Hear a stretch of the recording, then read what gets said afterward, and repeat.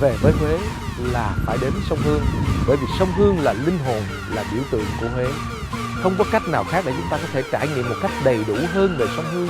Hãy đi một tour sông Hương trên những chiếc thuyền rồng.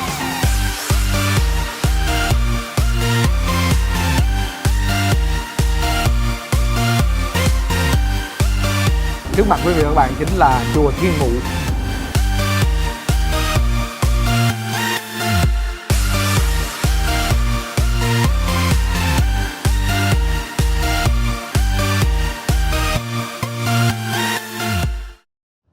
Ai ra xứ Huế thì ra, ai về là về núi Ngự, ai về là về sông Hương. Nước sông Hương còn thương chưa cạn, chim núi Ngự tìm bạn bay về.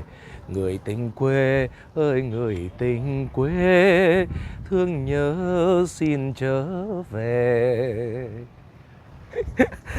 Cũng không tệ đúng không quý vị các bạn?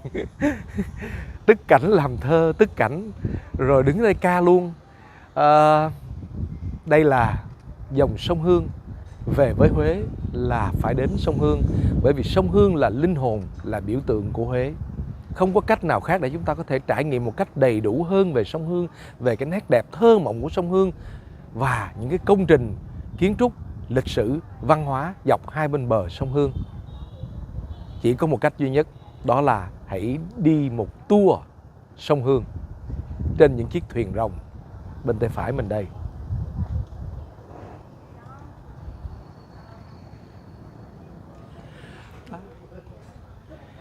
Quý vị các bạn thân mến, cái tour đi thuyền trên sông Hương này là bao gồm những cái thứ sau đây. Đầu tiên là mình sẽ xuất phát từ cái bến Toà Khâm, rồi chúng ta sẽ đi qua cái cầu Tràng Tiền, thưởng lãm cầu Tràng Tiền, rồi sau đó đi lên chùa Thiên Mụ, viếng chùa Thiên Mụ và tiếp tục là đi đến viếng điện Hòn Chén. Và cuối cùng là buổi tối sẽ được nghe ca Huế trên dòng sông Hương. Cảm giác rất là háo hức.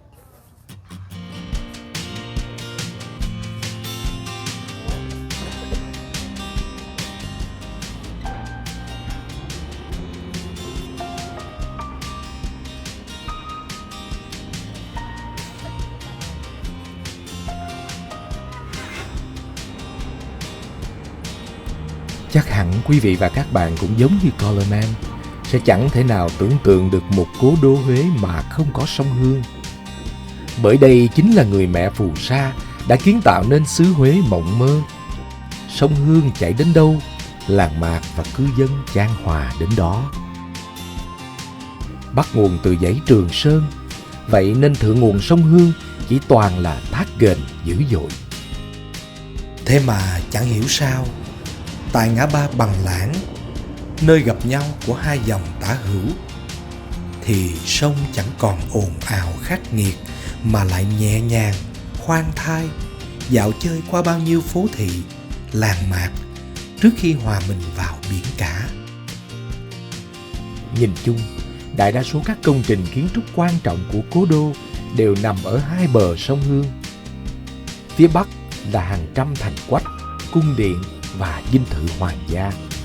Phía nam là vùng đồi núi rộng hơn 20.000 hecta dùng để xây dựng lăng tẩm, đền miếu, chùa chiền.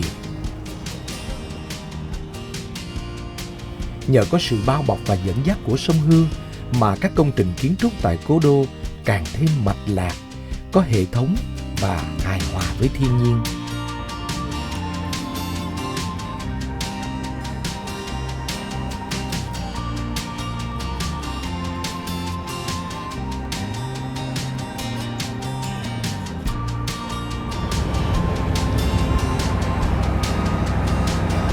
Cầu Tràng Tiền thì có hai cái câu thơ rất là nổi tiếng và nghe cũng rất là lãng mạn. Quý vị và các bạn biết hai câu thơ đó là gì không? Cầu Tràng Tiền 6 vai 12 nhịp, em qua không kịp, tội nghiệp lắm anh ơi. Điểm xuyết thêm cho vẻ đẹp lộng lẫy bình yên của sông Hương chính là cầu Trường Tiền, vắt vẻo thân mình ở hai bên bờ sông. Năm 1899, cầu Trường Tiền được xây xong. Đến nay, cây cầu đã nối đôi bờ sông Hương trong suốt 121 năm và có tuổi đời nhiều hơn cả cầu Long Biên ở Hà Nội.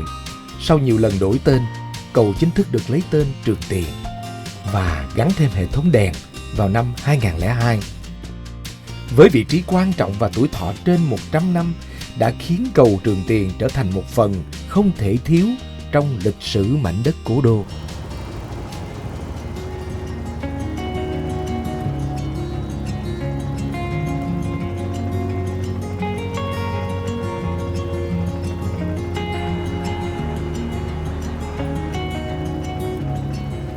Được biết đến như một nguồn chảy đã làm nên nhịp sống vắng lặng của Huế, nhưng những biến cố lịch sử mà sông Hương đã từng trải qua lại vô cùng dữ dội và ác liệt. Vượt qua tất cả những thăng trầm của lịch sử, sông Hương lại trở về với dòng nước quanh năm xanh biếc, giang tay che chở cho bao nhiêu người dân xứ Huế.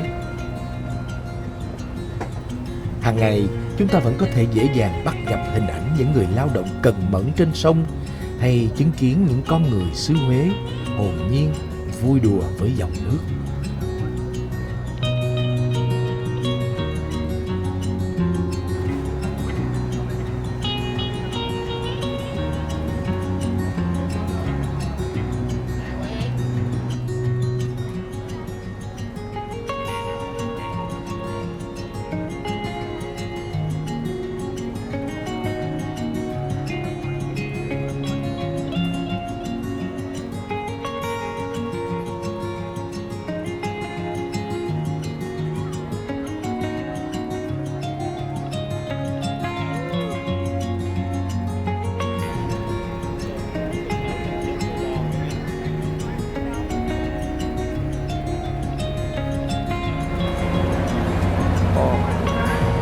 Cái cầu phía trước mặt là cầu Phú Xuân à?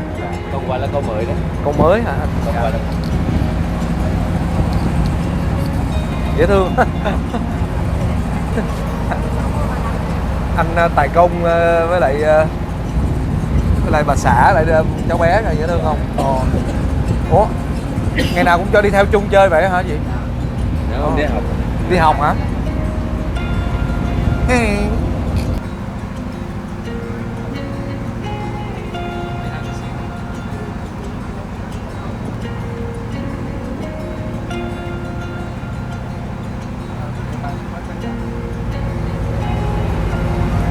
Quý vị bạn thân mến, đây là anh Bột,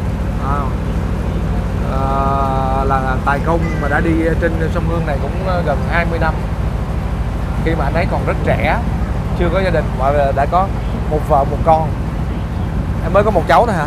Có cháu lớn xong. Có cháu lớn nữa hả? Cháu lớn cũng ngồi trong. Cháu cú này rồi. Cú sau. À.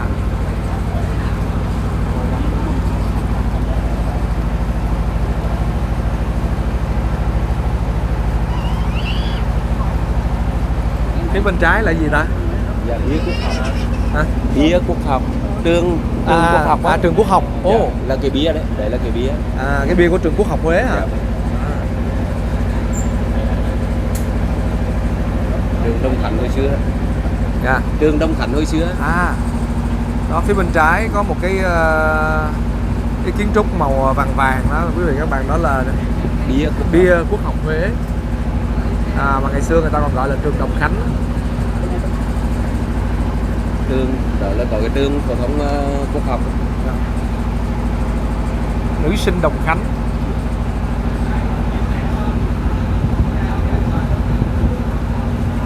Cái cầu phía trước mặt mình là cầu gì vậy ta?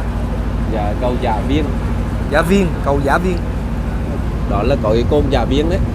Côn Giả Viên bên tay trái là dạ, đó là cái côn đấy. Chúng ta thấy có cái mảng xanh lớn lớn rồi, có giống như một cái tòa nhà, một cái pháo đài cao cao ha. Dạ, cái pháo đài cái nhà máy nước hồi xưa đấy. Dạ, nhà máy nước. Đó là nhà máy nước. Đấy là cái phong thủy của cái đền nồi mình đấy. Là bên tả bên hữu là bên đây có côn Giả Viên, dưới kia là có côn Hến. Còn bên đây là bên phong là có cái núi Ngư Binh. Là cái thanh nồi này ấy.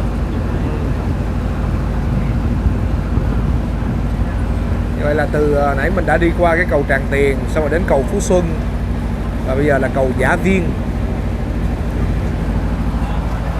Buổi chiều đi thuyền trên sông Hương cảm giác thư thái vô cùng.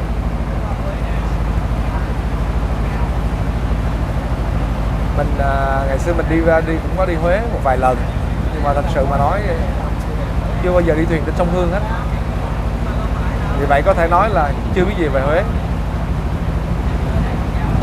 Mà mình nghĩ là tất cả quý vị và các bạn cũng vậy, nếu mà chúng ta đến Huế mà có dịp thì chúng ta nên trải nghiệm một cái tour đi thuyền trên sông Hương.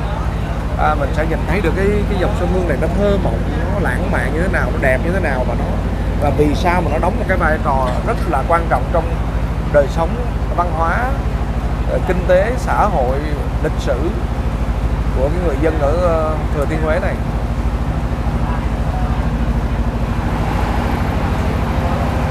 Quay bắt luôn, dễ thẳng đi, dễ thẳng đi em. Dạ chào chị. Dạ lần đầu tiên chị đi thuyền trên sông Hương, chị thấy cảm giác như thế nào? Không biết nói sao nữa, nhưng mà đây là lần đầu tiên mình đến Huế thì mình cảm giác rất là thích, và không biết là chú Colomen sẽ dắt đoàn tụi mình đi tham quan những địa điểm nào. Mình đang rất là mong chờ. Dạ con xin hết. Đây là lần thứ mấy chị đi thuyền trên sông Hương vậy? Dạ, đây là lần đầu tiên em đi trên sông Hương. Cảm giác thì thấy thơ, thấy mộng. Tự nhiên thấy nhớ người yêu, mà người yêu thì không có. Nhớ hết rồi ạ. Hết rồi ạ.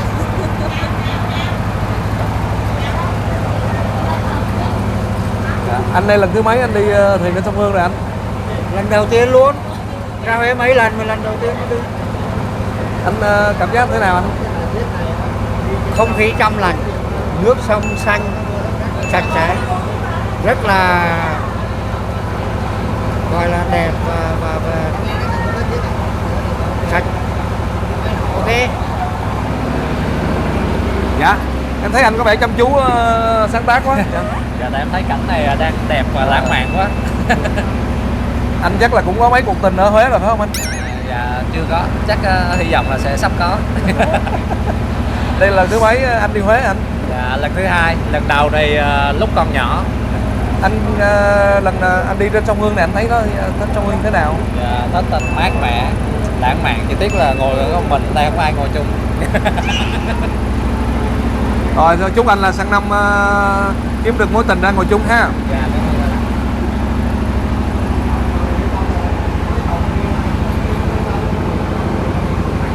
Dạ thưa chị. Dạ. Thấy chị có vẻ say đắm quá, không biết là chị đây là lần thứ mấy chị đến Huế? Dạ, đây là lần thứ hai em đến Huế. Lần thứ hai đến Huế hả? Đây là lần đầu tiên em ngồi trên một chiếc thuyền trên sông Hương luôn. Ồ vậy hả? Dạ. Lần trước đi không có đi sông Hương hả? Dạ không, lần trước đi là chỉ có đi trong đại nội Huế, đại nội kinh thành Huế. Ồ. Dạ. Lần thứ hai cảm thấy rất là thơ mộng, rất là lãng mạn, và hôm nay cũng có mưa nữa. Dạ. Đấy, chúng ta đang đi qua cái cầu Giả Viên. Dạ Viên. Ở cái cồn bên đây trái của chúng ta đó là chính là cồn Giả Viên. Ở ngày xưa là cái nhà máy nước ở đó có nguyên cái bồn nước. Đấy. Cái cầu này rất là lâu đời và cũng rất là cổ kính. Một cái điều mà mình nhận thấy ở Huế là có mưa nhưng mà mưa không lớn. Người ta nói đúng là cái mưa phùn đó, nó rất là lãng mạn. Ở ngoài kia đang có những giọt mưa phùn nó lất phất bay. Là mình nhớ tới cái bài hát Mưa trên phố Huế. Chiều nay mưa trên phố Huế. Có thuộc có một câu à? Xin lỗi cái gì không?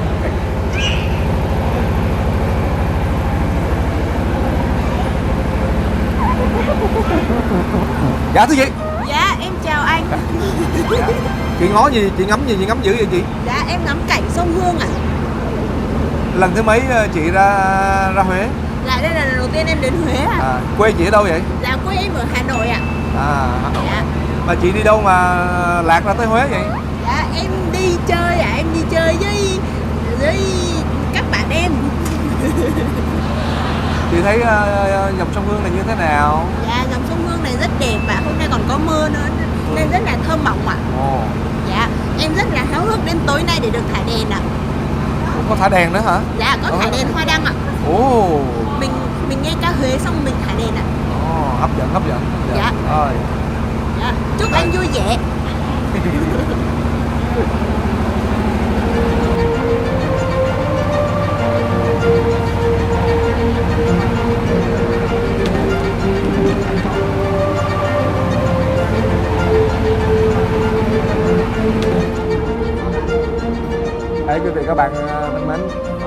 mặt quý vị và các bạn chính là chùa Thiên Mụ.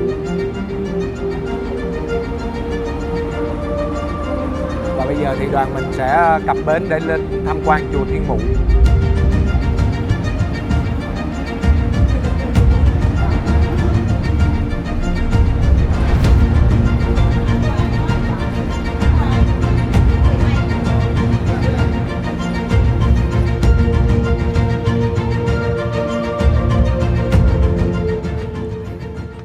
Rồi, đã tới ngay trước chùa Thiên Mụ rồi quý vị các bạn.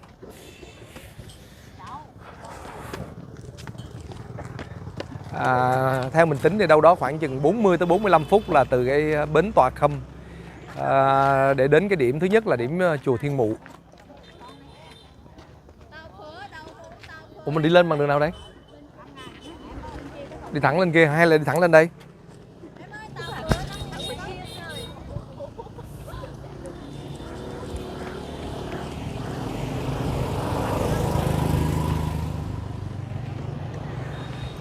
Ok, xuất sắc. Có ai dìu chú Sơn kìa.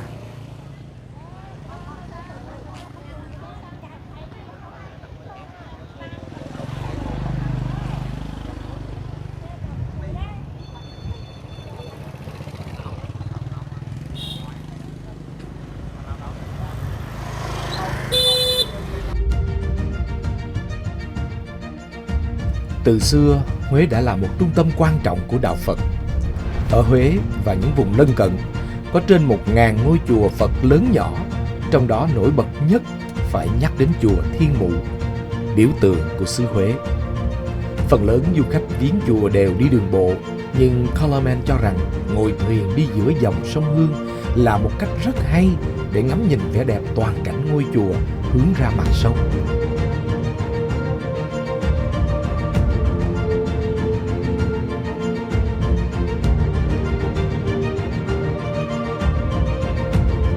Chùa Thiên Mụ nằm ở phía tây thành phố Huế trên đồi Hà Khê, thuộc vùng tả ngạn của sông Hương.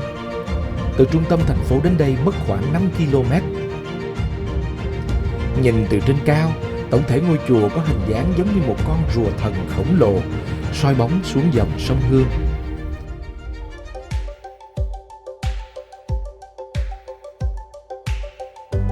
Từ bến thuyền lên trên, sau khi đi qua hệ thống bậc cấp dẫn đến đường lớn, rồi đến những bậc cấp dẫn lên sân chùa, đập vào mắt quý vị và các bạn sẽ là 4 trụ biểu sừng sững và ngọn tháp Phước Duyên vững chãi.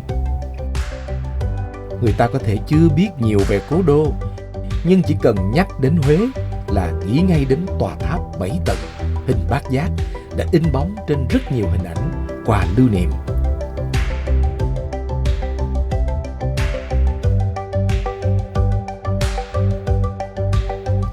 Tiến vào bên trong, chúng ta sẽ gặp cổng Tam Quan. Đây là cổng chính vào chùa với các tượng hộ pháp trấn giữ 3 lối đi. Nằm thật sâu đằng sau cánh cổng, điện Đại Hùng hiện lên với kiến trúc đồ sộ nguy nga. Vốn là chánh điện của chùa, điện Đại Hùng được xây dựng rất vững chãi, là nơi lưu giữ nhiều cổ vật quan trọng của đạo Phật từ thời Chúa Nguyễn.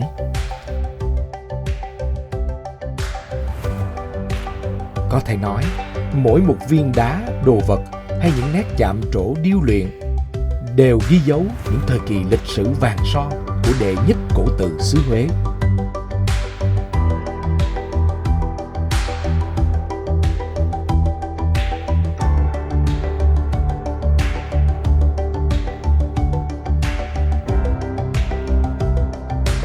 Trong khuôn viên của chùa còn có một vườn hoa cỏ tươi đẹp. Ở đó có hòn non bộ của vị tổ nghệ hát tuồng Việt Nam Đào Tấn và chiếc xe ô tô di vật của cố hòa thượng Thích Quảng Đức để lại trước khi châm lửa tự thiêu để phản đối chính sách đàn áp Phật giáo của chế độ Ngô Đình Diệm năm 1963. Cuối khu vườn là khu mộ tháp của cố hòa thượng Thích Đôn Hậu, vị trụ trì nổi tiếng của chùa Thiên Mụ, người đã cống hiến cả cuộc đời mình cho những hoạt động ích đạo giúp đời.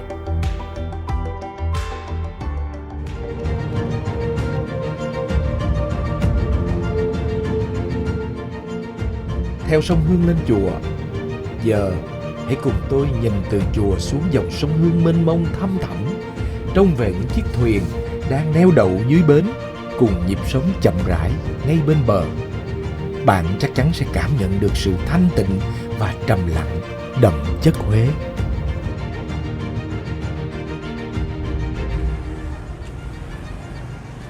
Quý vị các bạn thân mến, sau chùa Thiên Mụ lẽ ra là mình còn một điểm nữa, đó là đến điện Hòn Chén. Nhưng mà theo đồng hồ của mình thì 5 giờ chiều rồi. Và từ đây, từ chùa Thiên Mụ mà lên tới điện Hòn Chén là mất ít nhất phải 1 tiếng đồng hồ nữa.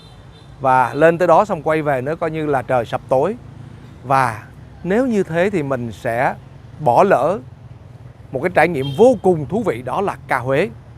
Chính vì vậy mình quyết định thôi đành phải bỏ lỡ điện Hòn Chén. Hẹn gặp lại lần sau. Và bây giờ thì lên thuyền để chuẩn bị nghe ca Huế.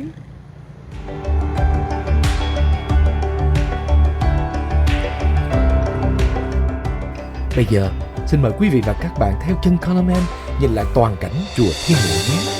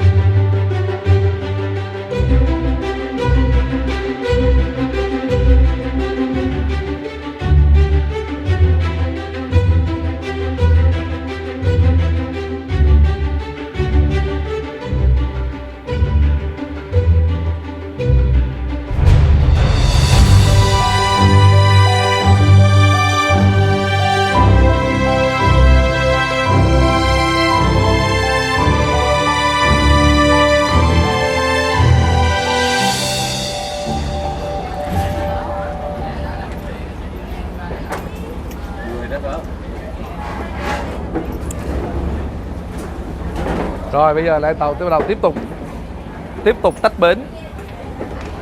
Đây quý vị các bạn thân mến, bây giờ mời quý vị các bạn đến với một cái phần cuối cùng của tour du lịch sông Hương bằng thuyền. Đó là cùng nghe ca Huế. Rất tiếc là mình không có đủ thời gian để mình lên điện Chén Ngọc, điện Ngọc Chén hả? Điện Hòn Chén. Rất tiếc là mình không có đủ thời gian để mình lên điện Hòn Chén, cho nên là đành phải bỏ qua cái điện Hòn Chén. Và cái điện Hòn Chén nó có những cái giai thoại cũng rất là hay. Đó là ngày xưa vua Minh Mạng nó đã đánh rơi một cái chén ngọc xuống dòng sông Hương này, và trong lúc mà ngài đang loay hoay, ngài không biết làm thế nào để có thể tìm lại cái chén ngọc quý giá đó, thì một chú rùa, một chú kim quy, hay là chúng ta gọi là kim quy, từ dưới nước sâu ngoi lên và mang trả lại cho ngài chén ngọc. Chính vì vậy cái nơi đó xây thành một cái điện để tưởng nhớ đến cái vị thần kim quy đó đã giúp tìm lại cái chén ngọc cho vua Minh Mạng. Và bên trong nó cũng còn rất nhiều các cái di tích, những cái chứng tích khác. Trong đó có cái tượng thần của tượng thần Ponaga. Rồi bây giờ các nghệ sĩ của chúng ta đã lên thuyền rồi, và mình đã rời khỏi bến. Bây giờ thì theo mình biết là cái chiếc thuyền của mình sẽ di chuyển ra ngay cầu Tràng Tiền đó, nghe ca Huế ở dưới chân cầu Tràng Tiền, mà nghe trên mặt nước nha, chứ không phải lên bờ, mà nghe cảm giác thú vị vô cùng.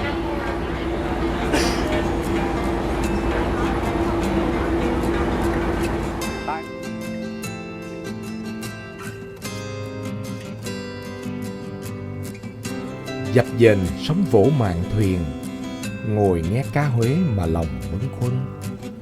Tương tư với nguyệt cùng mây, hỏi non nước ấy đắm say bao tình. Ca Huế là một sản phẩm mang đặc thù sắc thái địa phương của Huế và là một trong 3 thể loại ca nhạc thính phòng của Việt Nam có nguồn gốc hình thành và phát triển lâu đời.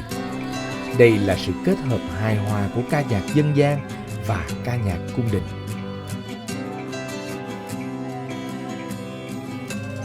Hình thức nghe ca Huế trên tàu có lẽ bắt nguồn từ ngũ đò, một thú vui tao nhã của hoàng thân và quan chức trong cung đình Huế. Khách đến ngũ đò chủ yếu nghe đàn ca hát xướng, ngâm thơ đàm đạo cùng bạn tri âm tri kỷ, rồi ngủ lại qua đêm. Ngày nay thú vui này đã được bình dân hóa và biến tấu đi nhiều. Khách không còn ngủ lại qua đêm mà chủ yếu là đến để ngắm phố phường dọc hai bờ sông, để thưởng thức những câu hát, điệu hò cùng chất giọng Huế ngọt ngào.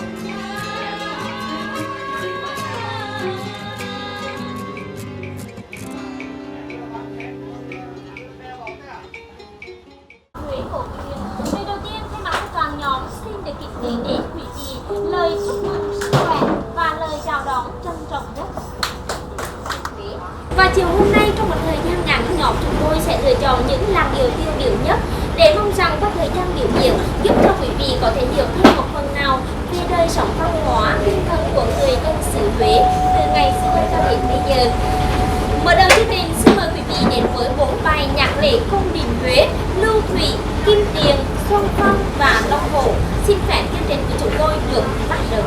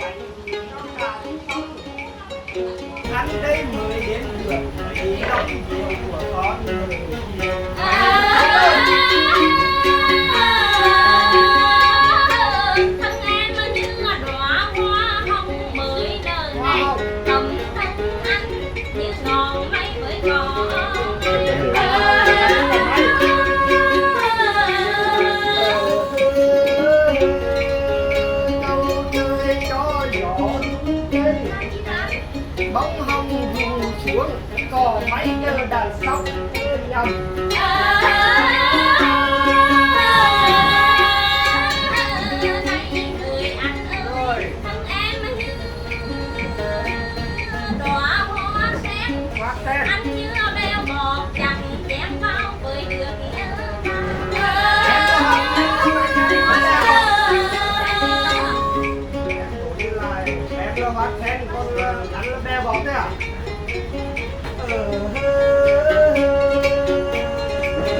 Câu nơi đủ tình mưa rào gió xén chim xuống bọt bèo bèo lên xén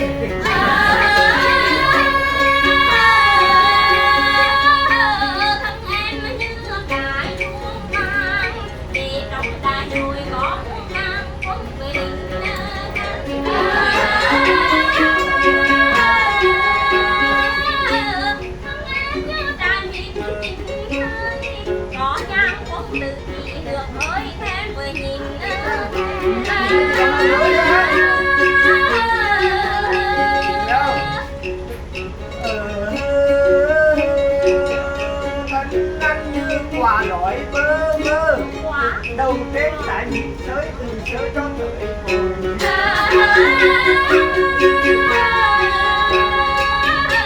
thăm em như cái sạc vàng như măng chiếu ăn như măng chiếu lọt ra đi để em mơ đi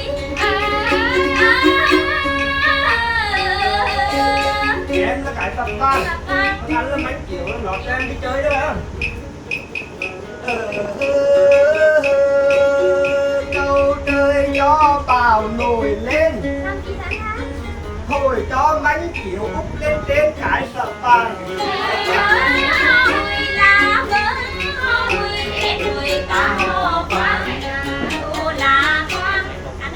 rồi đi mua cho tiếp theo cùng nói nó thiếp yêu ta lạnh lùng thiếp cùng ta rồi trả lên non ngăn cùng theo em xuống thuyền ăn leo theo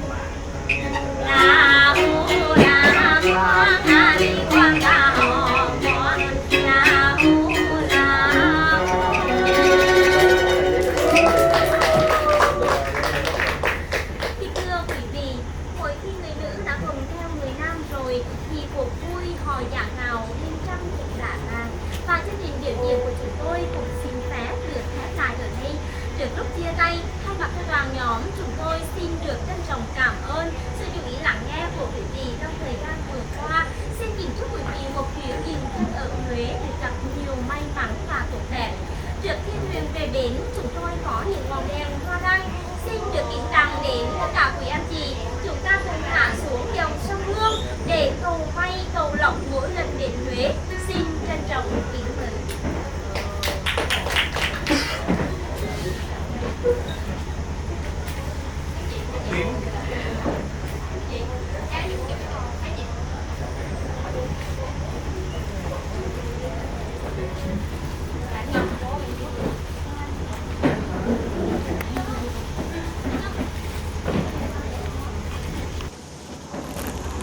Rồi, cảm ơn em.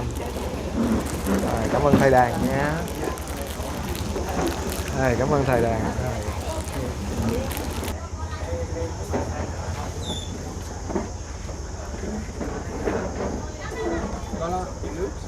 Nè, mọi người đã lấy đi nào. Ok. Ai thích màu gì lấy màu đó thôi, mình lấy màu tím luôn đi.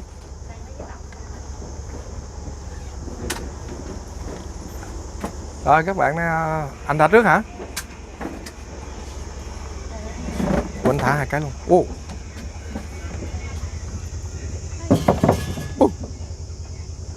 hết hồn.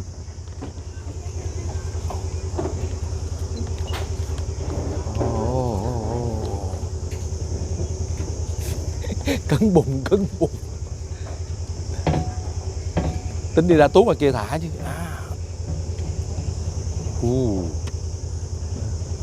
Tự trôi đi nha. Để mình thả sang bên này thử coi. Rồi, các đồng chí.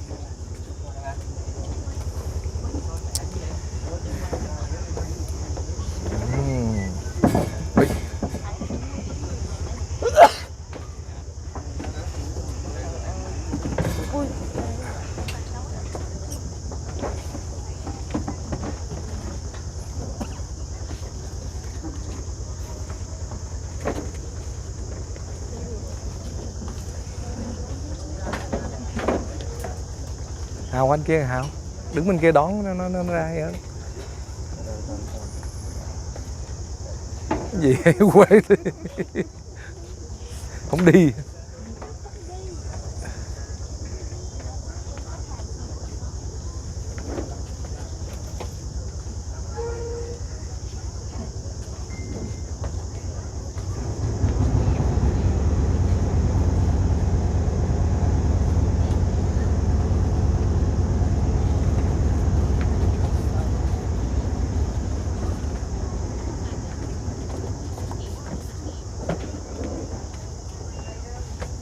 Ta thả hoa đăng chứ không phải quăng hoa đăng. Gọi là quăng hoa đăng. Trời ơi, bà Nga kìa bạn. Rồi hiểu luôn. Rồi. Nói chung là chuyên gia hậu đậu. Rồi ướt. Nga ướt có bồ thảy cái tắt cái bụp là biết rồi, hiểu rồi. Ế muôn đời rồi. Mọi người đều sáng. Chị ơi em có thể thả lại không ạ? Chỉ có một cơ hội thôi cưng. Đừng cố gắng chày cối.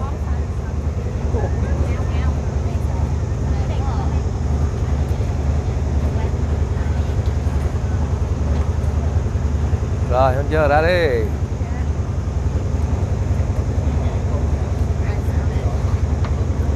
Đợi đứa anh kia là chụp. Dạ. Con có bồ. Tắt nữa nè.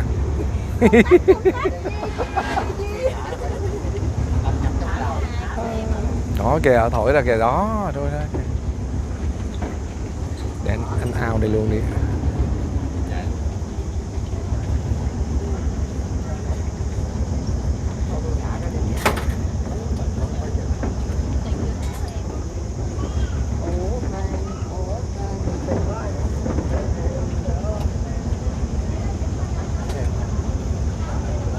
Lì xì gia đình mình nha. Dạ.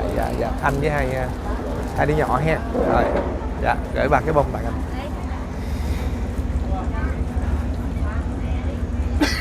Quý vị các bạn thân mến,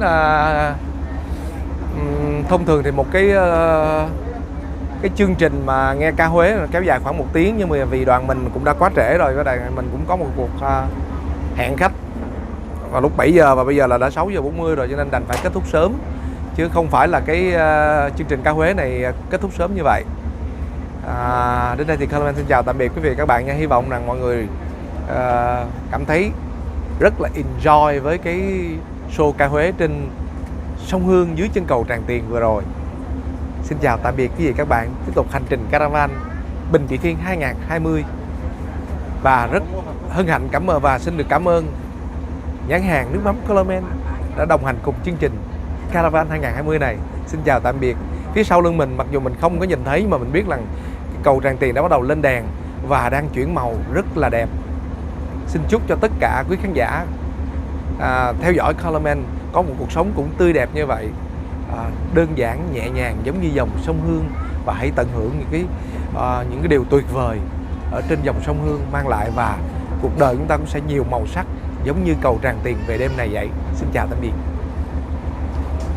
Bên nó chạy máy tắm luôn.